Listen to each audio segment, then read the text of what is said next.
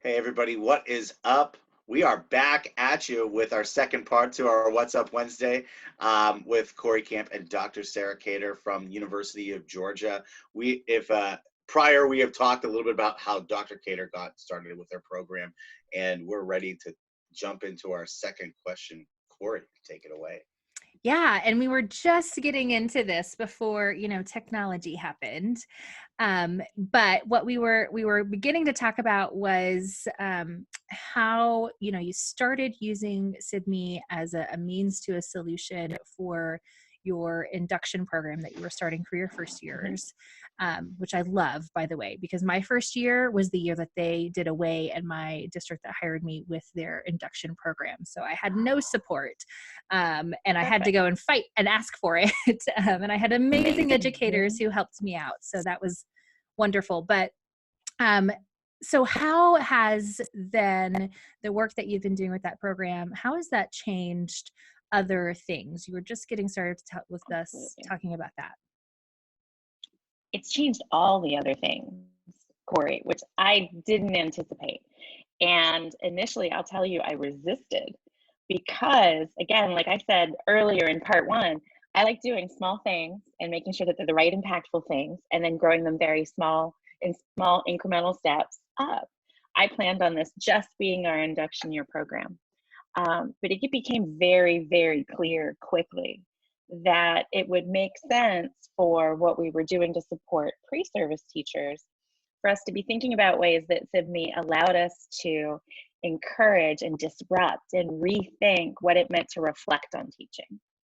So these really early experiences that our students were having in the field, the traditional thing to do is to write about them, right? So you're in the parking lot after you taught your first lesson and you open up your written journal and you just start writing about the things that you remember and that you experienced. A step up from that, the more contemporary and modern approach to taking it would be to record some moment of it, but then students typically would post something like that out into the wild, wild west of YouTube or somewhere. It would live somewhere, and who knew where it lived? And they would watch it with an instructor, with a peer, something like that.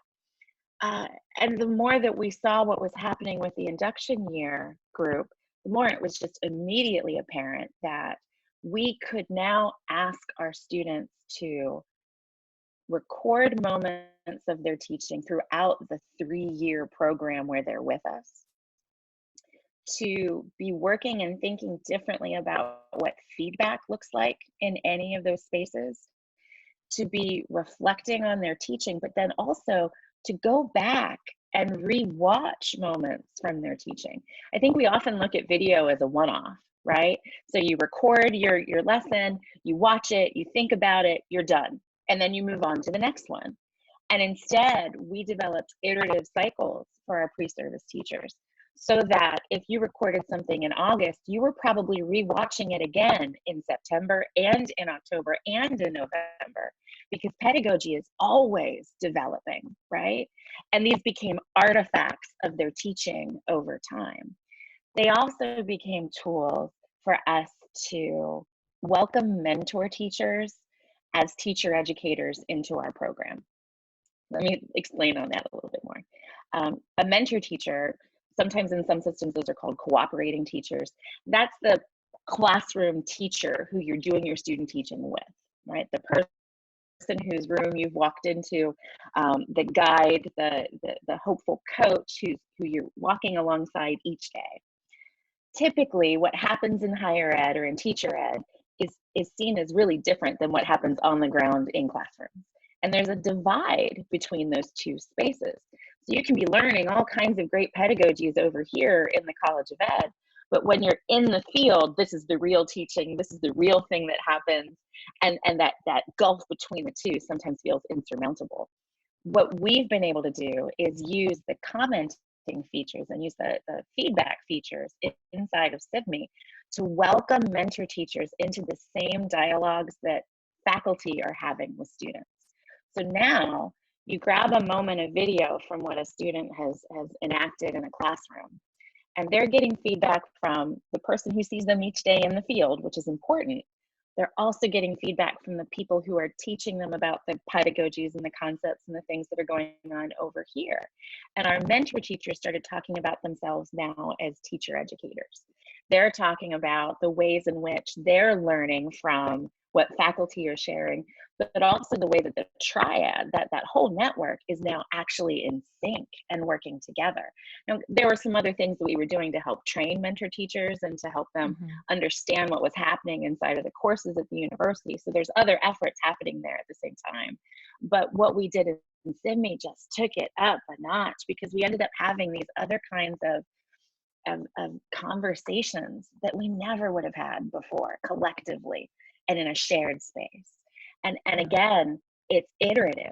So the mentor teachers were learning about their mentoring and seeing the moves they were making as coaches in September, when they were reviewing them again in December, when they were reviewing them again now in March and April. It's just been a beautiful piece to start to kind of co-construct alongside mentor teachers too. So we haven't said to them, now everyone will respond to this assignment. We've said, help us think about how we use this better together, which has been fun. Yeah, I love that. And that's powerful. You know, sometimes when I'm working with our new higher ed organizations, some of their concern is, okay, how do I, like, we're on board with this, but how do we get our cooperating schools where our teachers are going to be doing their field work in, how do we get them on board? And that's one of my first recommendations is, well, in addition to your faculty and your students being in there, you should also have those cooperating or mentor teachers in there as well. So you can have this community, this united front to support that teacher candidate, but also it's going to grow that mentor teacher. And where our higher eds have done that, those mentor teachers are also using their own private workspace to reflect on their own work, in addition to, you know, they might hear something that the faculty member maybe gives us some feedback, and then that gets them thinking like, okay, wait, am I doing that at this time? You know, things have changed. They continually change. Our practices continually refine. So that is a powerful, I think, like upsell, right, to being a program that utilizes these kind of innovative, and I love that you said disruptive, because I like to talk about disruptive technology as well. And video can certainly just be supplemental, or it can be disruptive. It can be transformational for what you're doing. And so, and then I also love that you talk about, because I'm a big fan of that kind of iterative cycle of, I love to rewatch videos, especially after some time has passed, but think about it through new lenses, and kind of think about those different things, because it's easy to get overwhelmed with video footage sometimes. And so I recommend small focus lenses, and then rewatching again through a different lens and kind of seeing that all together. So that's a powerful, powerful way to be using video, and some definite ways that, or some definite reasons, reinforcements for why this should be the direction we're moving. You know, we were just in a webinar with US Prep and San Diego State University talking a little bit about virtual supervision strategies and how they're supporting their teachers during this time. So that's one of our next steps too. Like that's the next piece that starts to evolve out of all of this. And I think it helps that we have a lot of school partners who also were using Sibme already. So we work with Gwinnett County extensively, and there were teachers inside of that system who said, oh, sure, I know Sibme. So the walls that were there were in other places where we could just jump right over that and say, okay, let's imagine this into what it can be.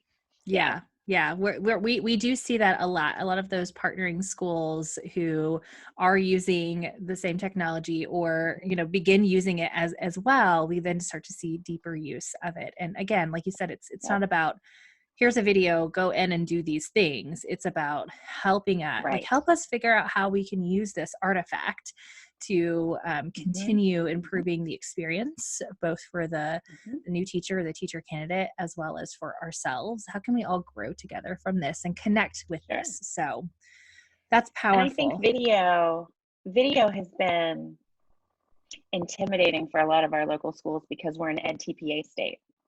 And EdTPA was really rolled out as an initiative that school systems weren't brought in on. It was just, if you had a student teacher, you also were now going to have this mandate of other kinds of recording and other kinds of assessment that were going to need to be happening. So I think what we've been able to do instead is weave video into just being part of the culture of how we learn as teachers at all levels of our career. So then it's not about this external assessment that's coming in. We've been doing this for 3 years, so it's a walk in the park when it comes time to think about something that's in a container for Pearson. We've transcended that, and instead we're thinking about how we learn with and alongside one another in communities of practice that use video to notice new things about what we're doing as teachers. And, and we're seeing that trend with a lot of the universities who are in a TPA. The initial piece is, okay, we've got this, and students have to submit these pieces. So we really just need some technology so they can record and submit. But then the sophistication of it, right, as they move forward is, okay, these artifacts are actually really powerful. And students need to be using that, teacher candidates need to be using that ahead of time so they can have strong portfolios and be able to identify the videos, because they're not getting feedback on those for those submissions. So they need to be able to self-identify the best ones for that. So, and I know, and Brian's going to lead us into the next question where you can talk a little bit about how you've been kind of using that sophisticated mindset around a TPA and what you're doing right now within our current circumstances. Go ahead, Brian. So obviously we're dealing with changing times, and I think when you saw Sibme, you saw it as a solution to help you manage change that you could foresee and some that you couldn't. One of the things that you've recently had to navigate your program through is more virtual learning spaces because of the COVID-19. Talk to us a little bit about how Sibme's helped you manage that type of change that you couldn't foresee. Absolutely. So there's a couple of things. Again, I'm working with programs that are at very different levels. So for our pre-service teachers who are we're just starting their programmatic studies and we're new in the field in the spring, when we were we didn't come back after spring break as a university. So about the second week of March, that left us with about 8 weeks of instruction that was field-based, field-embedded instruction, where students needed to still be accruing field hours and doing meaningful things where they were continuing and advancing their learning. So I had that population of students, and I also had this group of student teachers who still had 8 weeks to go. The state of Georgia has been very creative in thinking about ways that we solve problems around what those 8 weeks look like for most institutions. In our case, we were able to make an argument that because we had these video collections and video libraries, our learning didn't have to stop. So as I said before, we were going back and iteratively reviewing and watching things that we had collected and learning from them throughout the program. Well, now our earliest, newest students were learning from the videos that had been curated by our student teachers. And our student teachers were able to come in as experts and share their perspectives and their voices. So they became the coach for these pre-service teachers who were watching and reviewing their moments from the field. And then the next layer and next level of that involved the induction year teachers, who then were able to share their first year videos with our current student teachers, who in just a couple of months will be entering the school context for the first time as hired first year teachers. And they were able to walk them through that same type of, let's look at these moments of practice and let's see what you can learn from how I was learning alongside kids. So we were able to lever that entire corpus of video and start thinking about how teaching isn't just about a professor delivering some instruction, and fieldwork is not just about entering into a school and working alongside kids. That we can instead think about, in moments like this, other resources that we have access to that help us continue our learning and our thinking about what we do to better serve all kids. And again, community was a really important part of this too. because we have, the same schools that we've been working with over the past few years. The mentor teachers were able to step in and also be giving feedback on some of the other video and some of the other pieces that we've had. And being able to say to a brand new student, here's where you're going to be in 3 years. And then here are the people you're going to be working with, and they're going to start coaching you now. Led us to even start having new conversations about, well, why aren't we working with mentor teachers in our very first days of the very first year of the program? Why are we waiting until you're in your senior year to really have that kind of immersive coaching from somebody who has boots on the ground? So it's been an injection of possibility for us as a program too, to be thinking of and rethinking and reimagining and learning from and saying, well, wait, why can't we be doing this differently? So I think I've talked to you about this before, Brian, but I often am not just thinking about how we do things better, but I'm often thinking about how do we do better things. And in this case, the disruption that has been all of the COVID-19 challenge has actually allowed us to think about, now that we have a space where we can come together and be looking at moments of teaching in really thoughtful and intentional ways, what are the better things that each group of students can be engaging in, and who do we put in the room alongside one another, and who goes in that huddle, and what does it look like? We also are grateful for the huddle opportunities, because those student teachers who are still supporting digital learning that's happening inside of the context of their initial student teaching placements, they've been getting into huddles together and talking with one another about what this kind of teaching looks like. Because nobody prepares a student teacher to be an emerging digital learning day scholar or pedagogue. And in a lot of ways, our pre-service teachers and our student teachers are teaching mentor teachers what's possible with new technologies. So having these gathering spaces, but also having spaces where we can record what this kind of practice looks like, that's going to be really helpful to us later on, because now we have to be thinking differently, I think, about all of the different ways that learning might happen, and the delivery mechanisms that K-12 kids could and should and might and will or won't, who knows, because that's all still in flux, be working with, right? So what does that teaching invite and open up, and how do we create really nimble, flexible, collaborative teachers who want to get into it and say, well, how do we best serve kids? I love that. I mean, and that's so powerful. And I am 100% a believer that we're going to be seeing a lot more blended learning practices in our classrooms and in our professional learning. And again, I really think that current circumstances have forced the tipping point a little bit more for individuals, and the possibilities are so much more now for that. And so I think that, like you said, that's exciting to be able to capture artifacts of what that's looking like now, so we can continue to use that and start to rethink a little bit about what traditional school will look like in the future. So powerful stuff. I think we still have to be imaginative about that too, because what initially started happening was this massive rollout of digital worksheets. Yes. And so it's been really encouraging to instead see teachers say, wait a minute, we don't have high stakes assessments this year. We don't have big final exams. Let's use technologies to be connecting with one another and creating content that can do work. Yeah. So not only are we capturing that pivot for hearing teachers say, wait, when we do blended learning, we can be using the technologies to amplify what our teaching can be, and do things that we hadn't imagined before. But we're also having really great and interesting conversations about assessment.